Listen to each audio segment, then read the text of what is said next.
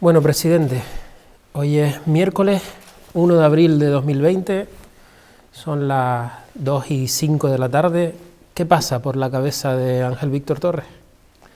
Bueno, que estamos en medio de la situación más inesperada y más grave que jamás hayamos vivido, ¿no?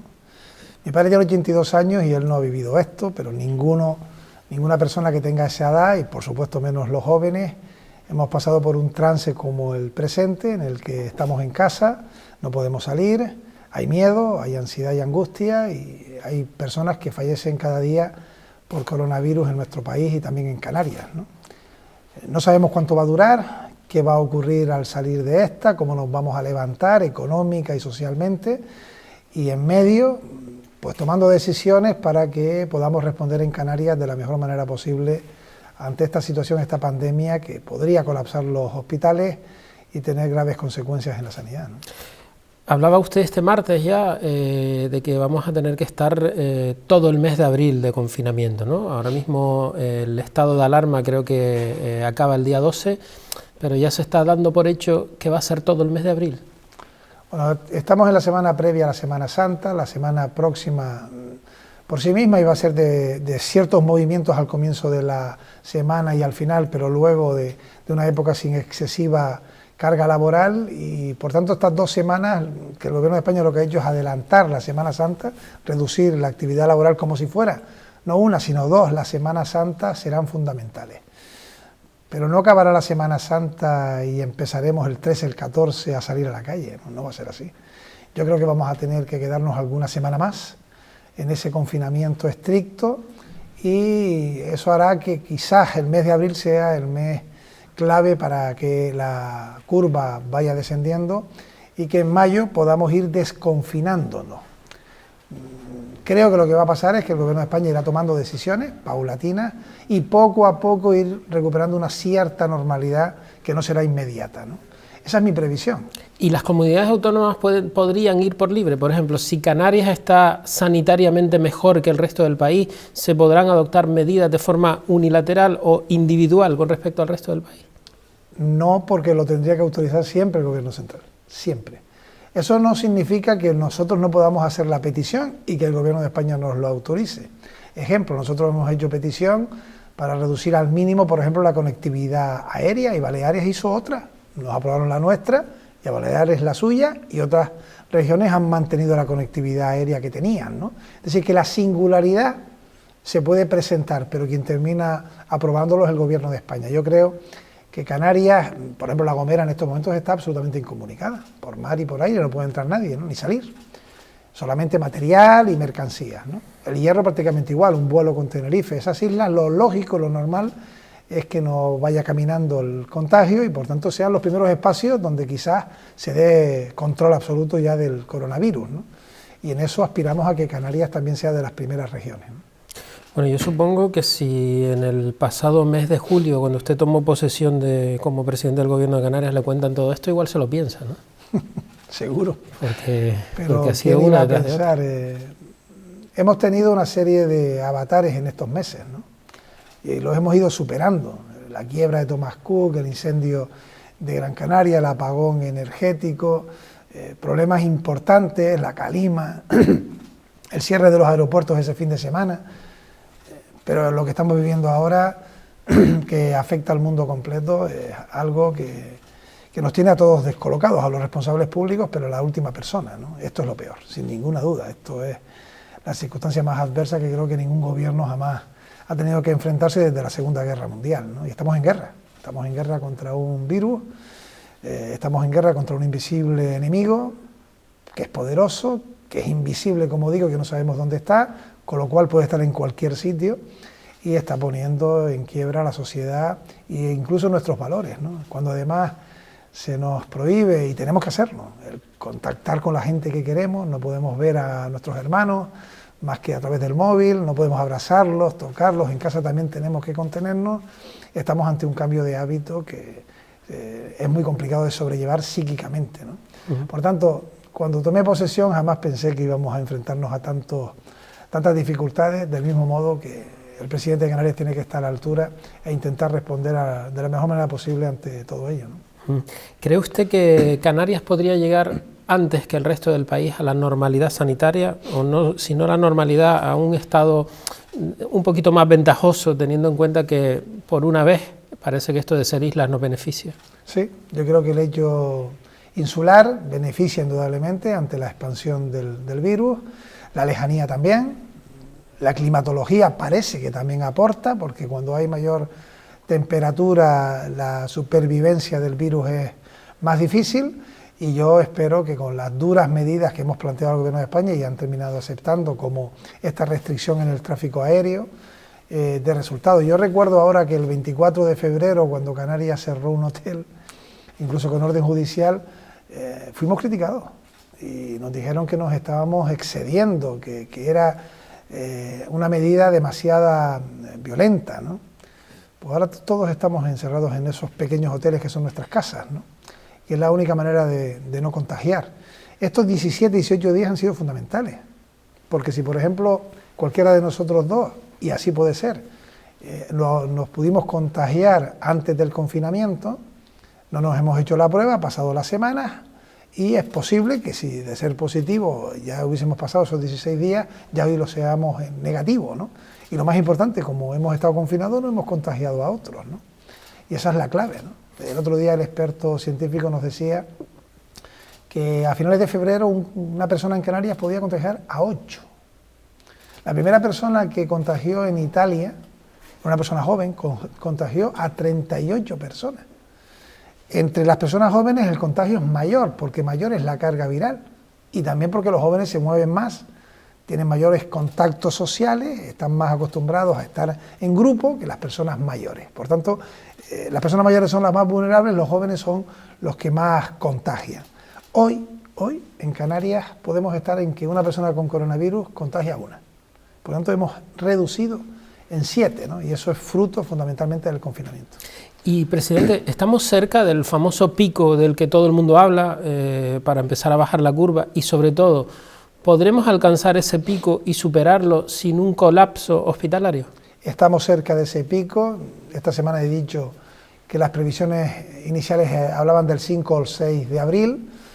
Ayer el representante científico incluso lo adelantaba, este fin de semana, 3, 4 podría ser, con respecto al pico de los contagios, y con respecto al pico de hospitalizaciones lo podríamos alcanzar la próxima semana. Si así fuera, si llegáramos al pico de hospitalizaciones la próxima semana, sería un magnífico dato para Canarias, porque no estamos en colapso en las unidades de cuidados intensivos y tampoco en las camas hospitalarias. Si llegáramos al pico la próxima semana, eso significaría que habría camas no usadas para el COVID, con lo cual la situación a partir de ahí ya sería mucho más controlable. Pero todo esto a día de hoy son suposiciones.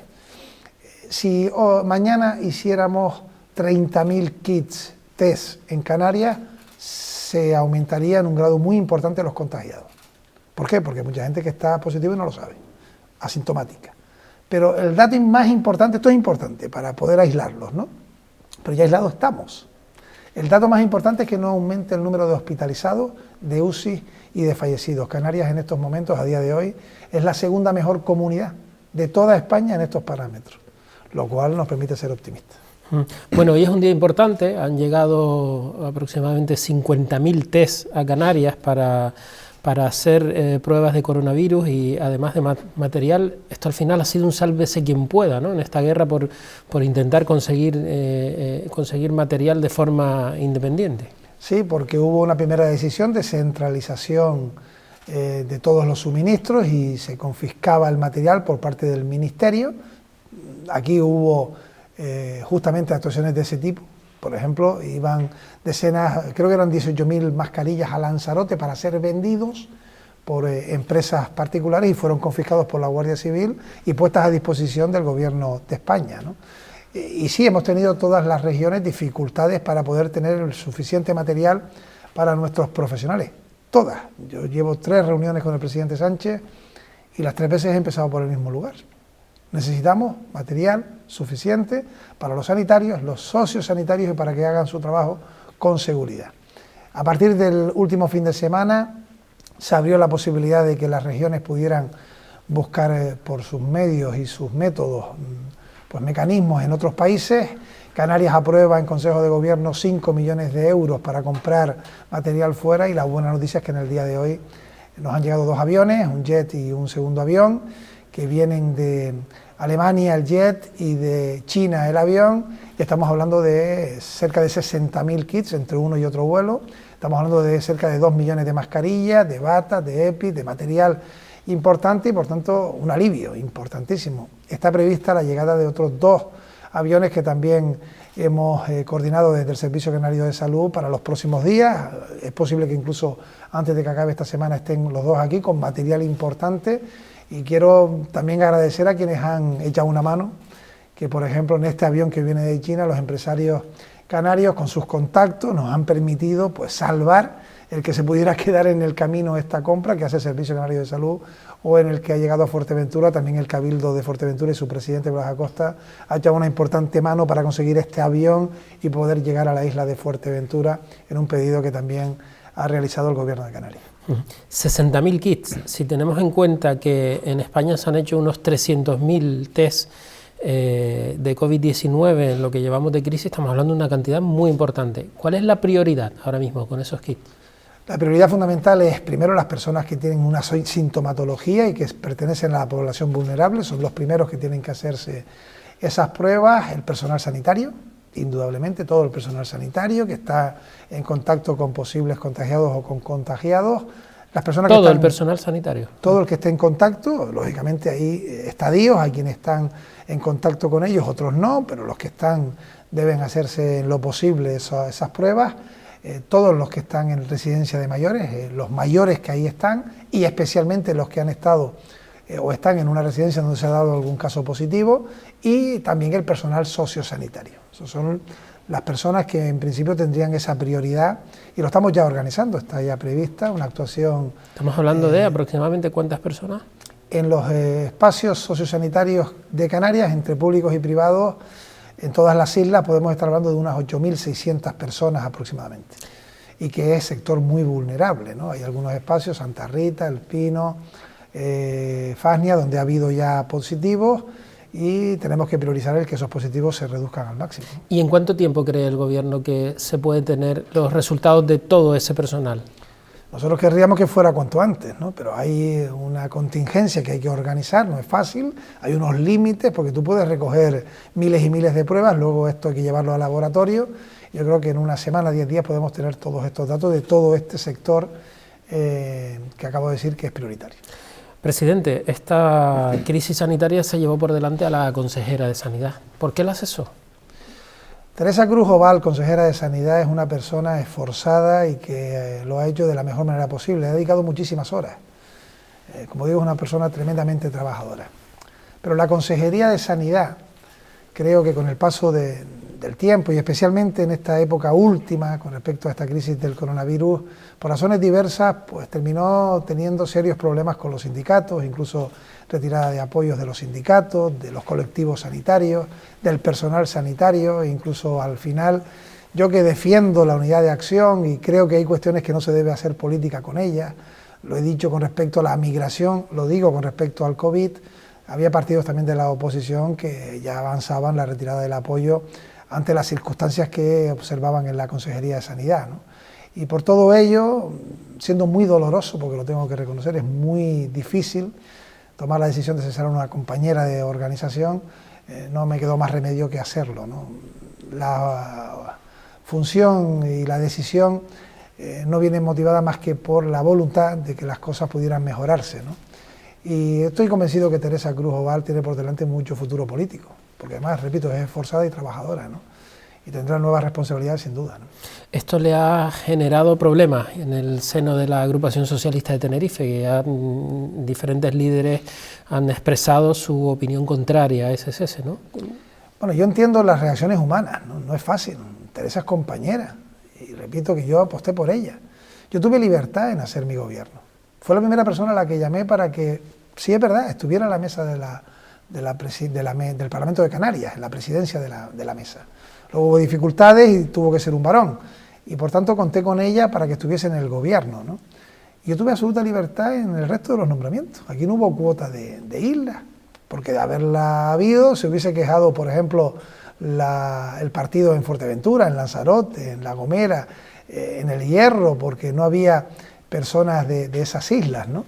Y al final las hubo de Gran Canaria, de Tenerife y de La Palma, ¿no? Responsables socialistas en el gobierno de Canarias. Y la misma libertad que tuve en poner sobre la mesa los nombres que entendía eran los mejores, la tengo también para tomar la decisión en un momento determinado como presidente de Canarias, defendiendo lo que creo que es el interés común. Son duras esas decisiones también para ser aceptadas, ¿no? Yo respeto la decisión humana. Estamos hablando de un ámbito institucional, esto no tiene nada que ver con lo que es una organización. Por supuesto que nos reuniremos y daremos todas las explicaciones que sean precisas, como las he hecho y las hago hoy desde el punto de vista institucional, pero un presidente de cualquier lugar, un alcalde, un máximo responsable político, tiene que tomar a veces decisiones de esta índole, ¿no? Y repito, no son sencillas, pero si hay que tomarlas, hay que tomarlas. ¿Sus socios del Pacto de las Flores le pidieron el cese de la consejera? No, eso no es cierto. Ellos han estado, están y van a seguir estando en una unidad de acción de ese gobierno.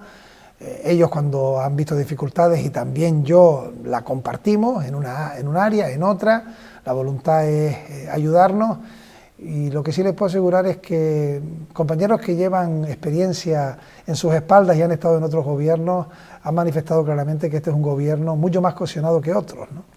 Y mucho más unido que otros, ¿no? Repito, son decisiones traumáticas en el sentido de que producen dolor, pero que son necesarias. No soy el primer presidente que cesa a alguien de su gobierno. Siendo alcalde lo tuve que hacer también en alguna ocasión, y a la inversa, también gané elecciones y fui a la oposición. Y son decisiones de la política, no tienen nada que ver con lo personal, y se toma, repito, pensando que es lo mejor para el futuro. ¿Qué cree usted que ha cambiado, presidente, en el área de sanidad desde esa decisión tan meditada, como acaba de decir? Bueno, hay un órgano colegiado que toma las decisiones y las debate. Ante una situación como la actual, en la que tenemos que reestructurar al gobierno, propuse 3 órganos, uno sanitario, otro social y otro económico, que aglutinara a los consejeros y consejeras, porque en estos momentos los consejeros tienen que centrarse en responder a estas 3 grandes cuestiones, porque la consejería que lleva deporte, no hay deporte que gestionar. Y por lo tanto tiene que gestionar lo que tiene que ver con lo social y lo educativo. La Consejería de Transición Ecológica, lo mismo, no hay en estos momentos, todo queda paralizado y hay que centrarse en lo económico, ¿no? Y lo mismo hicimos en sanidad, por lo tanto las decisiones son colegiadas.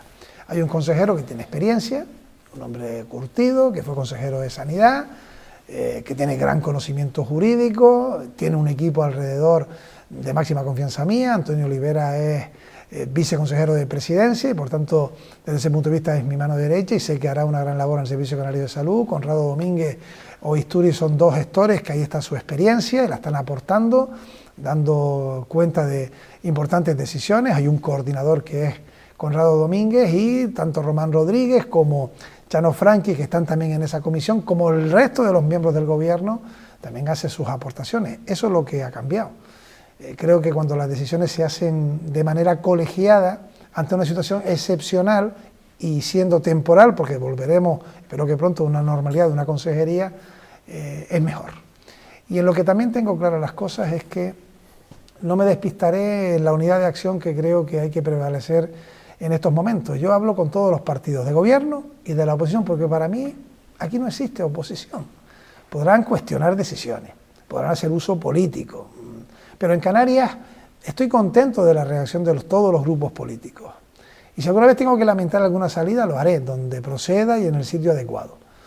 Pero le he dicho a los presidentes autonómicos, creo que no incumplo ninguna norma haciéndolo público, que cada uno tendrá que dar cuenta de su gestión en el ámbito en donde gobierna. Y si aquí gobierna las fuerzas que gobiernan progresistas, esas mismas fuerzas son oposición en otra región. Y si aquí los partidos conservadores, o algún partido conservador está en la oposición, gobierna en otra región. No nos equivoquemos, porque a lo mejor la crítica de algún partido que está en la oposición, por ejemplo en Canarias, lo que hace es hacer aflorar que la crítica realmente no es al gobierno de Canarias, sino a sus compañeros en otras comunidades donde hay peores ratios y donde la gestión puede ser más discutida. Yo creo que aquí ningún presidente, sinceramente lo digo, no ha hecho ni más ni menos que lo que ha podido, todos. Yo les veo las caras cada domingo, están como estoy yo, como está la oposición, como están todos los líderes políticos, como estás tú, como está toda la sociedad tremendamente angustiada y preocupada, toda. Y creo que todos estamos haciendo lo máximo posible. No creo que nadie no se esté esforzando para que haya más material, para que haya menos contagios, para que muera menos gente. Y por tanto, creo que, sinceramente, utilizar esto políticamente, partidariamente, algunos lo están haciendo, es un error. No en Canarias, algunos lo están haciendo, Vox lo está haciendo, creo que es un error, un absoluto error. Ya habrá tiempo de dar todas las explicaciones. Ahora lo que tenemos que hacer es arrimar el hombro y echar una mano. ¿Y en Canarias ha notado usted deslealtad en algún partido de la oposición o cree que están todos alineados? A día de hoy percibo en el Partido Popular una cierta actuación de distanciamiento, que creo que sinceramente, no sé si obedece a consignas de organización o de otra índole, ¿no? Yo hablo permanentemente con su máxima responsable y voy a seguir haciéndolo, como lo hablo también con Ciudadanos, con Coalición Canaria y con todos los partidos, también los del gobierno, ¿no? Y haré todos los esfuerzos en que caminemos juntos, ¿eh? Y si cometemos errores, que seguro que lo haremos, porque somos humanos, también daré cuenta de ello, ¿no? Pero será siempre intentando el mejor resultado. Presidente, después de la crisis sanitaria, que esperamos que el mes de abril sea muy importante para por lo menos dejarla bien encaminada, vendrá la crisis económica y la crisis social, que yo creo que ya usted tiene en la cabeza cómo vamos a llegar una vez superemos este mes de abril. ¿Qué tiene pensado el Gobierno en ese aspecto? ¿Tiene pensado hacer también construir un comité técnico para poder dar una mejor respuesta en el ámbito social y en el ámbito económico una vez la crisis sanitaria esté encaminada? Bueno, ya los comités están trabajando, se han producido 2 reuniones del Comité Social importantes para tomar decisiones con la PSI, la renta de emergencia, los comedores escolares, las actuaciones en las residencias de mayores, edificios sociosanitarios y de otra índole. Ha habido una reunión del Comité Económico, también tomando decisiones. Hemos tomado decisiones en Canarias para complementar a los autónomos, hemos aplazado el IGIC durante meses, hemos tomado decisiones también contra el resto de los impuestos, hemos activado mecanismos para que los ERTE se respondan rápido. Ya tenemos cerca de 7.000 ERTE que hemos caminado y hemos resuelto desde Canarias, y esta misma semana volveremos a convocar a este comité de carácter económico al que vamos a sumar a personas que son de la patronal, de los sindicatos y también expertos desde el punto de vista económico, porque esa es la segunda gran emergencia, que llegará pronto. Una vez que podamos controlar la sanitaria, llegará la social y económica, ¿no? Y aquí hay que ser claros, el daño económico es tremendo. Canarias, lo dije el pasado domingo, seguramente es la comunidad más afectada, porque nuestra industria es el turismo, y porque esto llegó en el momento en el que estábamos en temporada alta turística. Estamos hablando de cerca del 40% de nuestro Producto Interior Bruto. Podemos perder 20 puntos de nuestro PIB, y cada día que pase sin generar economía, se está produciendo un daño en el tejido productivo incalculable en Canarias. Cuando acabe la crisis sanitaria, hay empresas, industrias que podrán abrir al día siguiente e ir sus trabajadores allí. Eso no va a ocurrir con el turismo, porque el que aporta económicamente en el turismo es el turista que viene, y que nadie piense que se van a abrir los hoteles al día siguiente y se llenarán de turistas, porque exigirá mecanismos de concienciación en esos países, que sus sistemas sanitarios permitan que salgan a veranear, a disfrutar, a tener ocio, y por tanto lo vamos a padecer más que ninguna otra región. Ya se lo he dicho al presidente del gobierno y también se lo he dicho al resto de los presidentes de las comunidades autónomas, y por eso esa activación esta misma semana de ese órgano para prever y buscar soluciones con carácter de urgencia. El famoso dinero del superávit que hay ahora mismo en las cuentas de las administraciones públicas de Canarias, ¿vería usted con buenos ojos que el Estado cogiera ese dinero para llevarlo a una bolsa común, por decirlo de algún modo, y que luego se repartiera de la forma que considere Madrid? ¿O defiende usted a capa y espada, como ha hecho hasta ahora, que ese dinero se tiene que gestionar desde Canarias sin ningún lugar a dudas? Sin ningún lugar a dudas. El fin tiene que ser el coronavirus. No se puede utilizar ese dinero, ni el de los ayuntamientos, para asfaltar una calle. ¿Qué le ha dicho Pedro Sánchez al respecto? En las intervenciones he sido también contundente: el superávit para las comunidades que lo tenemos y aumentar el déficit para las otras, y el remanente que lo utilicen los ayuntamientos. He hablado con Pedro Sánchez y varias veces con la ministra. La ministra de Hacienda lo que traslada es que hay que hacer frente a multimillonarios gastos, porque tenemos esos multimillonarios gastos en sanidad, el esfuerzo económico que se ha hecho para comprar material, para reforzar los equipos humanos, son miles de millones que habrá que aportar y que todo depende de la flexibilidad que Europa dé. Por tanto, vamos a ordenar. ¿A quién hay que señalar primero con urgencia? A la Unión Europea. La Unión Europea tiene que permitir la flexibilización de las reglas fiscales. No parece estar mucho por la labor. No parece estarlo, especialmente algunos países como Alemania o Holanda, los Países Bajos, ¿no? Y los que somos latinos tenemos que decirle claridad que la Unión Europea se demuestra en estos casos. Si no, el cuestionamiento será mayor y algunos que han abandonado la Unión Europea empezarán a tener más razones para decir que por qué no lo hacen otros. En estos momentos no se está soportando esta situación igual unos países que otros, y no tiene ningún sentido que países potentes, que además lo sufrieron durante la Primera y Segunda Guerra Mundial y fueron reconstruidos con el apoyo internacional, y hablo concretamente de Alemania, en estos momentos no dé un paso adelante y permita esa flexibilización, porque si no tenemos capacidad de endeudamiento, si no inyectamos liquidez en las arcas con urgencia, entonces habrá una quiebra social absoluta. Pongo el ejemplo. Nosotros tenemos que pagar las nóminas de 30.000 funcionarios en Canarias, pero es que además tenemos que responder a la quiebra social que hay en Canarias. Si nosotros no ingresamos cientos y miles de millones que íbamos a ingresar con los impuestos que se iba a generar con la economía, y no hay economía que genere ingresos, ¿cómo respondemos? Solo cabe una, yendo al banco, pidiendo un préstamo, que haya un endeudamiento que se nos permita y que esa liquidez que existe se pueda implementar de manera inmediata en estos meses duros. Y lo mismo con respecto a quienes están en su casa con ERTE, que tienen que ingresarse desde lo público, quienes cobran las pensiones, quienes también algunos de ellos son despedidos, es decir, tiene que haber las familias vulnerables, la economía sumergida existe, ha existido. Y en este momento también está siendo agravada porque queda muchísima población vulnerable absolutamente fuera de todo, ¿no? Y eso lo tiene que resolver las administraciones públicas, ¿no? Y yo he sido contundente y claro, ¿no? Yo espero, repito, que haya un buen acuerdo final, sé que se está trabajando en esa solución y solo quiero decir lo último, y es que tiene que darse. Si no se diera, entonces no habría salida. Para que me quede claro, a la posibilidad de que el dinero del superávit de la administración pública en Canarias se vaya a Madrid, no rotundo de Canarias. No, yo creo que cada administración tiene que gestionar sus fondos, los que ha generado, tiene que haber un acuerdo para cuál es su destino, a no ser que se haga un acuerdo entre el Gobierno de España, las corporaciones locales, los gobiernos autónomos, que nos interese a todos. Pero aquí, más importante que poder nosotros... Lo que pasa es que Canarias tiene más superávit que otras comunidades. Claro, pero son 300 millones, 300 y pico millones lo que tenemos. Con eso, sinceramente, no cubrimos ni 2 meses. Nosotros necesitamos una inyección económica muy superior. Eso significa el superávit y endeudamiento. Más cantidad que podamos nosotros pedir.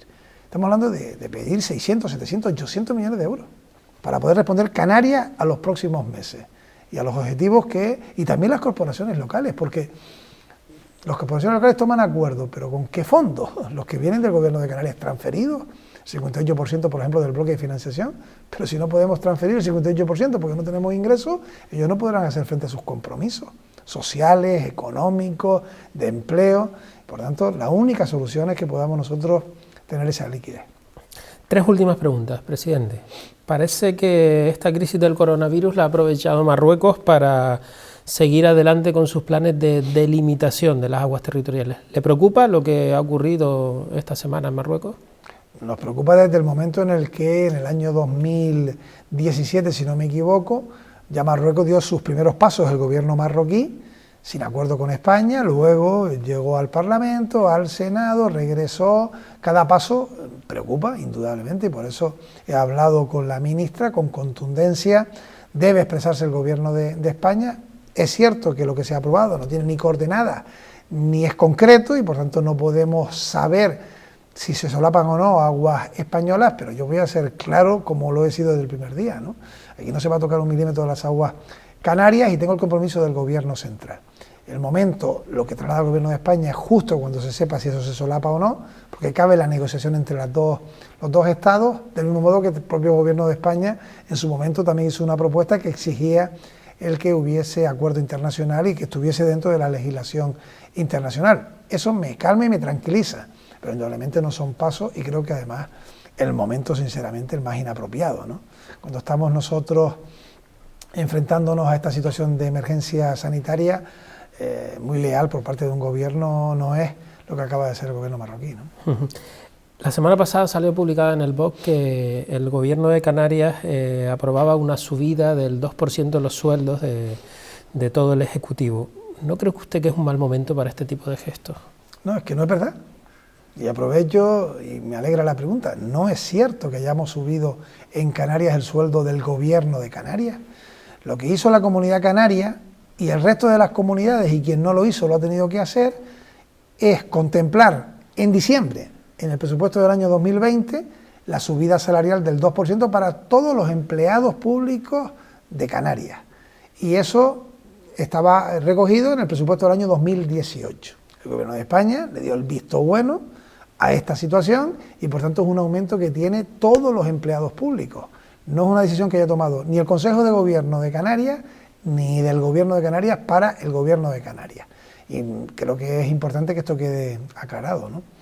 En cualquier caso, sé que el momento es muy complicado y muy difícil. Estamos con ERTES, con personas que están, empresas que cierran, autónomos que lo están pasando mal, y estoy convencido que en los próximos días, semanas, meses vamos a tener que tomar duras decisiones de las que no va a quedar excluido, lógicamente, el Gobierno de Canarias. Por último, presidente, si usted cerrara los ojos ahora, ¿dónde vería Canarias dentro de 6 meses? Quisiera verla sinceramente, que pudiéramos bañarnos en las playas, que pudiéramos tomar un café sentados en una terraza y levantar los ojos y ver el sol, no el techo de nuestras casas, que tuviésemos enfrente a nuestros amigos, a la gente que queremos, que le pudiéramos dar un abrazo, porque hace tiempo que no se lo podemos dar, y que por lo menos haya sonrisas entre la mayoría para poder decir que aunque vamos a estar más apretados en lo económico, también lo vamos a superar, que no se quede otra vez en la cuneta los de siempre, ¿no? Creo que así va a ser, creo que no va a ser nunca lo mismo, que esto que nos ha ocurrido va a cambiar nuestras vidas, y mi deseo, lo repito, es que podamos salir de este enclaustramiento. Estamos en claustros, pero espero que en 6 meses podamos respirar el aire fresco del campo y del mar, la brisa marina, y poder disfrutar del aire libre, ¿no? ¿Y dentro de un año? Que la situación económica, repito, que va a ser dura, haya hecho que nos podamos corregir en esos meses.